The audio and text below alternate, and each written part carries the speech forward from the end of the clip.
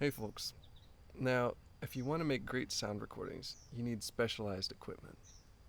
But if you just need to make decent sound recordings, a smartphone can work remarkably well if you know what you're doing.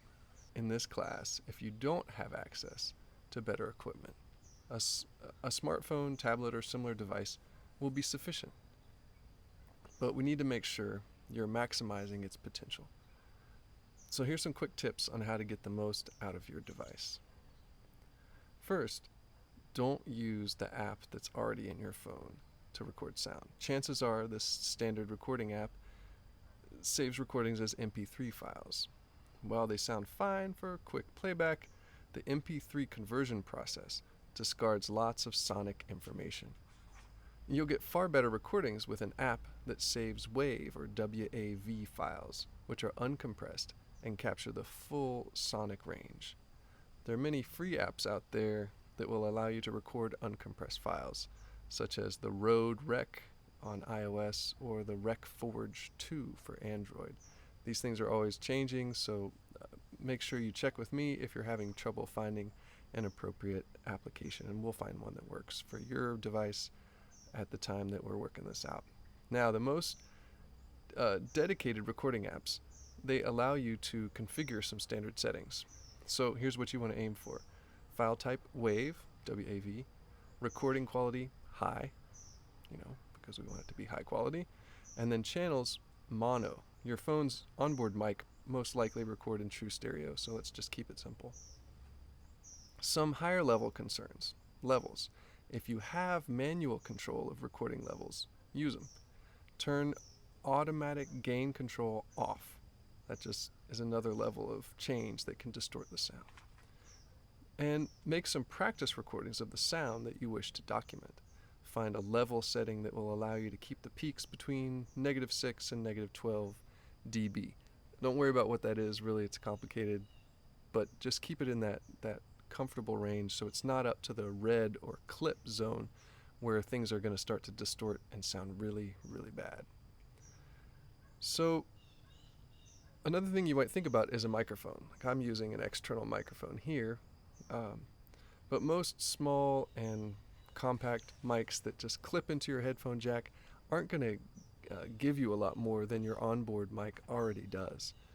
So you probably will be better off with the microphone that's built into your phone. However, if you're recording a person speaking, using a lavalier or clip-on microphone can often really help the quality of the recording, especially if you're in a loud situation. So if you're interested in this and if you have access to a microphone, let me know and I can help you work that out. A smartphone is designed to capture loud sounds at close range. And for this project, you might be trying to pick up soft sounds from a long way away. So be mindful of your part in the soundscape and how you might intrude into a sound that you're wanting to hear. Any noise you make as you record, whispering, shuffling your feet, even rustling your clothing, might drown out something else you're trying to record. Right? So here's some tips for reducing unwanted sounds. Know where the mic is on your phone. Keep your hands and other obstructions away and keep it pointed at your target. Right? So if I talking over here, right, you can't hear me as well. Rest the phone against a stable surface to help with fatigue, first of all, because if you're just holding it for any amount of time, you'd be surprised how soon you get tired out. And you can use a tripod or some other kind of device to hold it for you. Don't move or talk. Even minor movements like shifting your weight or brushing away mosquitoes will create noise. I don't know, maybe y'all can pick that up. You should minimize background noise. Point your phone away from that highway, that ventilation duct, that babbling brook, or some other source of sound that might interfere with what you're seeking to capture. And take long recordings. Don't cut them off. You never know when something different and interesting might happen. Like I'm waiting for a train to run by here down in the middle of Johnson City and really add some color to our recording right now. Make a voice announcement at the end stating what you recorded, the date, time, and other conditions before you forget about them. And keep a log of the recordings that you make in your field notes so you can match a time, place, and head notes or memories with a specific recording. Put down the equipment used, anything you can specify about the setup or direction of your equipment, as well as the file name and any observations about the experience of recording it. One note about your presence in the recordings. You are still present in them, even if you're not audible.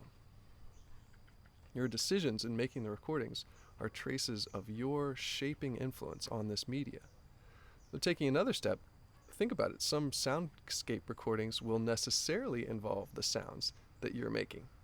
If you're recording yourself hiking up a mountain, you might be very interested in documenting the sounds of struggle involved in the process.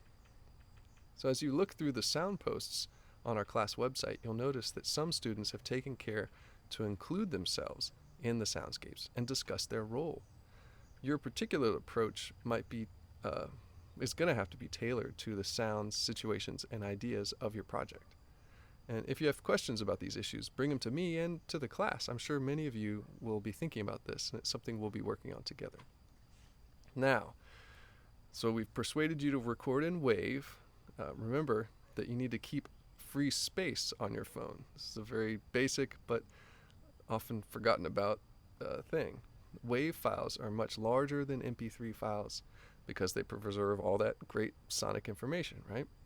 So fortunately, many phones now have oodles or caboodles of memory, and you don't want to be starting a recording only to find out memory is gone, right? So back up. This is the next step. Your recordings aren't truly safe until they're off your phone onto another device. Plus, you can reclaim and reuse that memory as soon as you back up your recordings. For many users, connecting to your computer is the simplest way to back up your files. And I really recommend you use a cloud service like Dropbox or the ETSU OneDrive to take another step and really make sure things are safe. Last thing, practice, practice, practice. Recording sound is not easy, but it's something that we can all get better at. So test your equipment, your backup system, and your ears. I recommend you use headphones, even cheap ones, to allow you to immediately listen carefully to the recordings that you've made, and then to change the location, the orientation, or the settings on your device to make sure you're getting the best results. So thanks for doing your part to improve the sound quality of your sound posts. We look forward to hearing them.